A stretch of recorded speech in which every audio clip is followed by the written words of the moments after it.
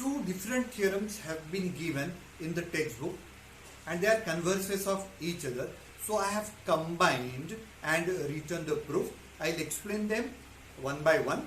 The theorem says that in one circle or in congruent circles, if the chords are congruent, then the corresponding arcs are congruent. If the arcs are congruent, then the corresponding chords are congruent.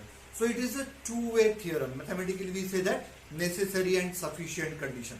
If one part is given, you get another as a conclusion. If another is given, then you get first part as the conclusion. Okay. So let us start with the first part. It is given that the chords are congruent. So this is a figure where it is given that chord AB is congruent to chord CD.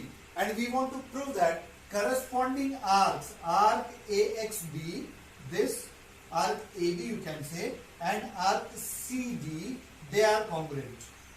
Okay. So we want to prove that these arcs are congruent. Very clearly, these two triangles are congruent by SSS test. Why? All these four segments are congruent and this chord is congruent to this chord. This is given.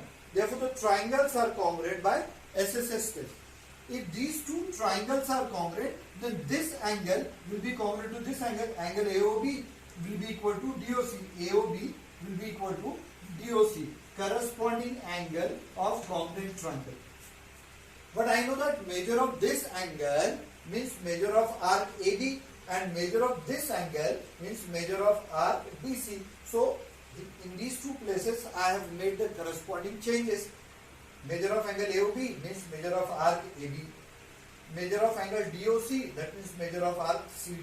So the measures of two arcs are equal.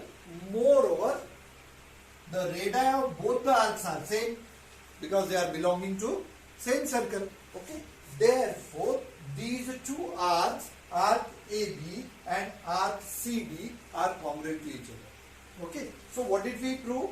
We were given that the chords are congruent, and what we have proven is that the arcs are congruent. So if the chords are congruent, then the arc joining the end points of the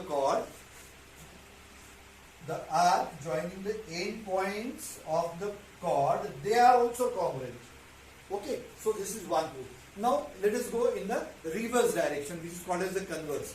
Now it is given that the arcs are congruent and we have to prove that the chords are congruent.